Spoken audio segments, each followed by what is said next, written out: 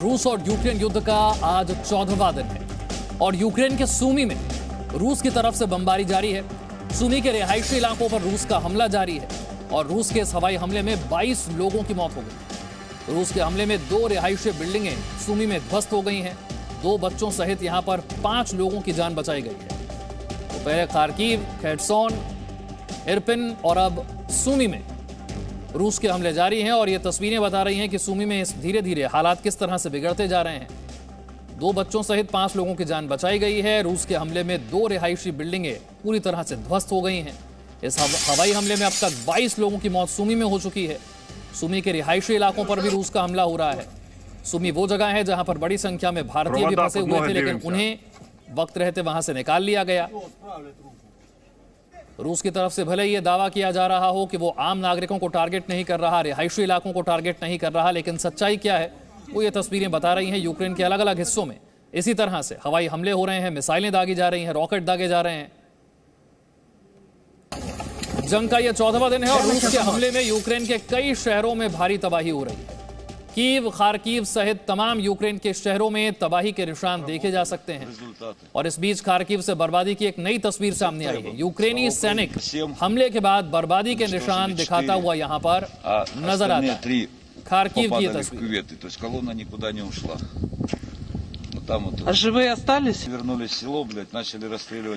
Ukraine का ये सैनिक ये बता रहा है कि किस हिस्से में कितनी बर्बादी, कितनी तबाही हुई है। खार्किव में तबाही का ये मंजर जिसे समझाता हुआ यूक्रेन का ये सैनिक।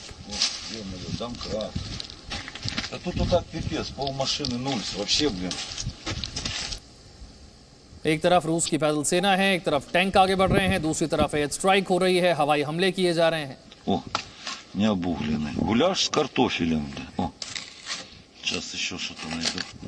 हालांकि यूक्रेन भी दावा कर रहा है कि उसने रूस के कई टैंकों को तबाह कर दिया है, कई फाइटर जेट्स, कई हेलीकॉप्टर मार गिराए हैं।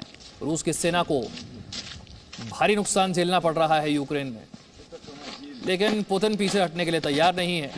ज़ेलेंस्की अब ये जरूर कह रहे हैं कि उन्हें नेटो की मेंबरशिप नहीं चाहिए, नेटो उन्हें स्वीकार करने के लिए तैयार नहीं है। वो अब हर तरह के समझौते के लिए भी तैयार हैं, लेकिन क्या अब पुतिन पीछे हटने के लिए तैयार होंगे, युद्ध समाप्त करने के लिए तैयार होंगे? दोनों देशों के विदेश मंत्रियों की मुलाकात भी टर्की में होनी है, लेकिन इस बीच तबाही जारी है, बर्बादी जारी है। और यूक्रेनी राष्ट्रपति ज़ेलेंस्की ने नेटो से अपनी नाराजगी को साफ तौर पर जाहिर कर दिया है। कहा है कि हम समझ गए हैं कि नेटो अब हमें स्वीकार करने के लिए तैयार नहीं है। उन्होंने कहा है कि नेटो रूस से टकराव से डरता है। नेटो रूस से टकराव नहीं चाहता, रूस से डरता है। हमें यह बात समझ आ गई है। नेटो हमें स्वीकार करने के लिए तैयार नहीं है। ज़ेलेंस्की ने तो लुहांस्क और दोनेत्स्क को लेकर समझौते के लिए भी अपनी तैयारी जाहिर कर दी है। सवाल यह है कि क्या जो बातें अब तक बयानबाजी में की जा रही हैं, अगर रूस के सामने यह प्रस्ताव रखा जाएगा तो पुतिन क्या युद्ध खत्म करने के लिए मानेंगे? जब दोनों देशों के विदेश मंत्रियों की मुलाकात होगी तब जो बातें ज़ेलेंस्की कर रहे हैं, क्या उस वक्त उनके विदेश मंत्री भी यही बात रूस के विदेश मंत्री से कहेंगे?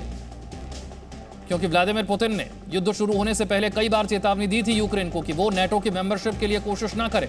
अगर नेटो की सदस्यता लेना चाहता है यूक्रेन तो फिर ये जंग रुकेगी नहीं। अब ज़ेलेंस्की कह रहे हैं कि उन्हें नेटो की मेंबरशिप नहीं चाहिए।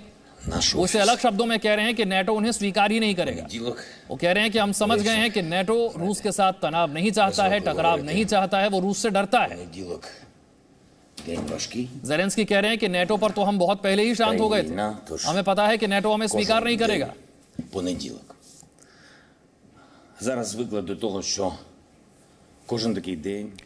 इस बीच अमेरिका के विदेश उप मंत्री का बयान आया है। यूक्रेन में बायोलॉजिकल रिसर्च सेंटर मौजूद है। विक्टोरिया नुलैंड की तरफ से बयान आया है और रिसर्च सेंटर पर रूस के कब्जे का उन्हें डर सता रहा है। अमेरिकी कांग्रेस में सुनवाई के दौरान विक्टोरिया ने यह बातें कही हैं। अमेरिका की तरफ से बयान आया कि बायोलॉजिकल रिसर्च सेंटर जो है उस पर कब्जे का डर है।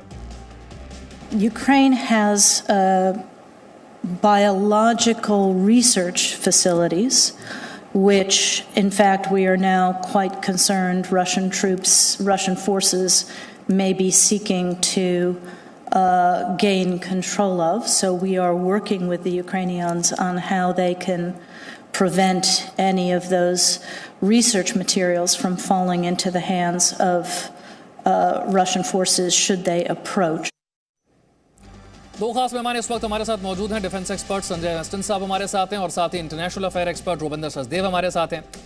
संजय जी, युद्ध की सबसे बड़ी वजह जो मानी गई थी वो ये थी कि पुतिन ने बार यूक्रेन से कहा था कि वो नेटो की मेंबरशिप के लिए कोशिश ना करे। हम नहीं चाहते हैं कि हमारे बगल में आकर नेटो बैठ जाए और वो हमें अपनी बंदूक की नोक पर रखे।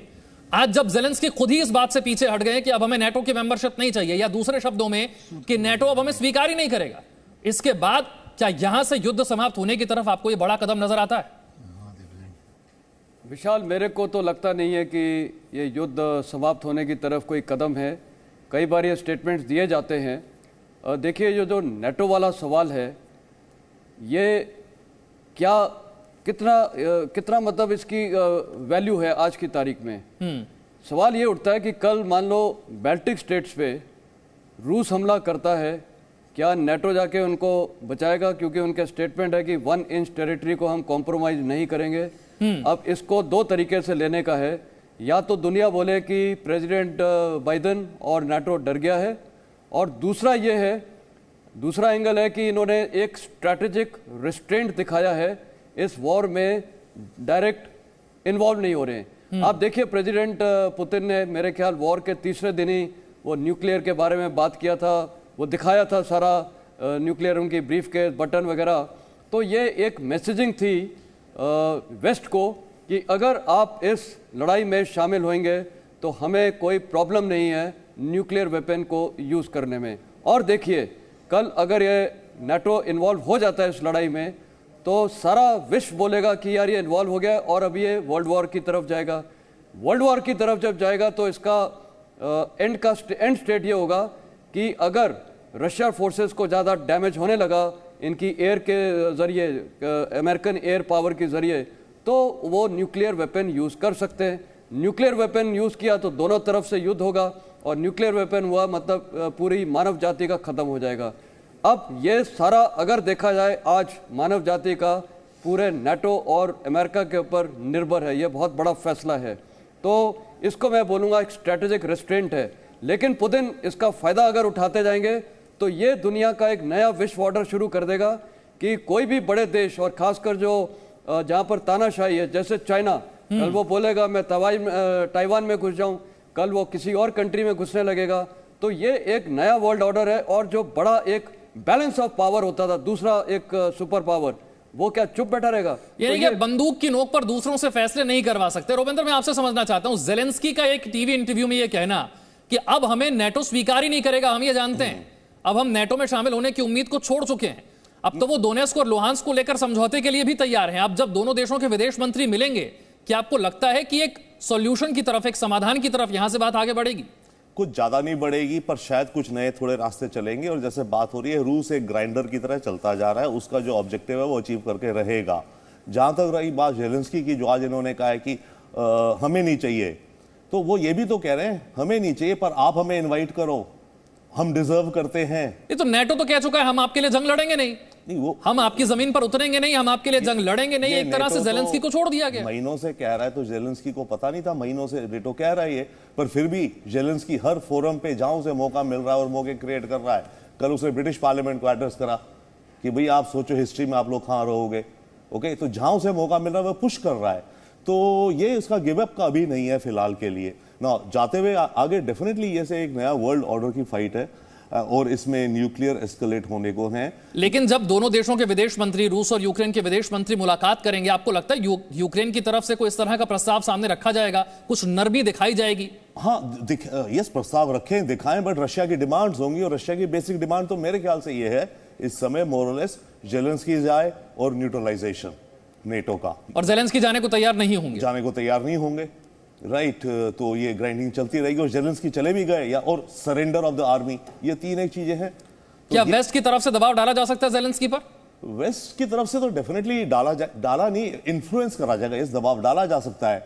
पर इसमें क्या है कि वेस्ट क्या चाहता है कि ये कॉन्फ्लिक्ट बढ़े आगे, क्योंकि ये कॉन्फ्लिक्ट आगे बढ़ेगा, और ये आगे ऐसे बढ़ेगा कि नेटो और रशियन फोर्सेस का कहीं ना कहीं फ्रिक्शन होगा आपस में। पोलैंड बॉर्डर पर हो जाएगा यूक्रेन में, या फिर यूक्रेन अफगानिस्तान जैसे रह जाएगा अगले 3-6 महीने, राइट। नाउ रशिया सोचेगा, रशिया को काट रहे हैं आप, टोटल नया वर्ल्ड ऑर्डर। अभी 2 देश हैं, स्वीडन और फिनलैंड, जो नेटो के मेंबर नहीं है। फिनलैंड का बॉर्डर है रशिया से, चाहे सारी फोर्सेज यहाँ लगी हो, रशिया अपनी कुछ 10 छोटा सा देश है फिनलैंड, कुछ फोर्सेज लगा दे उसके बॉर्डर पे, थ्रेट करे, 48 घंटे के अंदर साइन करो कि आप न्यूट्रल रहोगे, फिनलैंड एंड स्वीडन। और पीछे से न्यूक्लियर एक्सरसाइज होती रहे बाल्टिक सी में, ये वो पूरा क्या कर लेगा फिनलैंड एंड स्वीडन? नेटो उन्हें हेल्प करेगा? नहीं टेक्निकली। तो क्या अगर आप एक्सपेंशनिज्म कर रहे हो अमेरिका, पुतिन अगर इसी रोड पे चल रहा है, तो नेक्स्ट स्टेप तो हमें यही दिखता है ना। संजय मैसन साहब, तो फिर इसका समाधान क्या है? इसका समाधान तो ये देखिए, डिप्लोमेटिक है या पीस टॉक्स है, लड़ाई कोई समाधान नहीं है। बल्कि मैं तो आज बहुत फर्मली इस व्यू का हूं, ये लड़ाई होनी नहीं चाहिए थी। अगर नेटो मेंबरशिप ही मसला था तो उसको सुलझाया जा सकता था, बातचीत करिए। ये तो मतलब ये वेल प्लान्ड ऑपरेशन था।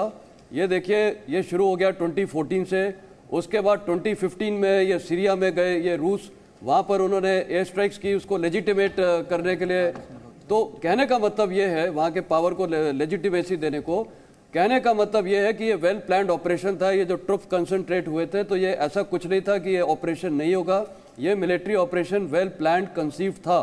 मिस कैलकुलेशन हुआ है उसकी परिणाम में, और अभी जिस प्रकार आज की हालात हैं, ये मेरे को रुकता हुआ नहीं दिख रहा। लेकिन इसका सिर्फ एक ही तरीका है, इसको थ्रू म्यूचुअल डायलॉग ही किया, और दोनों पार्टीज को गिव एंड टेक करना पड़ेगा। मैंने शायद पहले भी कहीं बताया था, क्रीमिया शायद इनको देना पड़ेगा, और डोनेस्क और ये जो डॉनबैस का इलाका है शायद इनको सरेंडर करना पड़ेगा।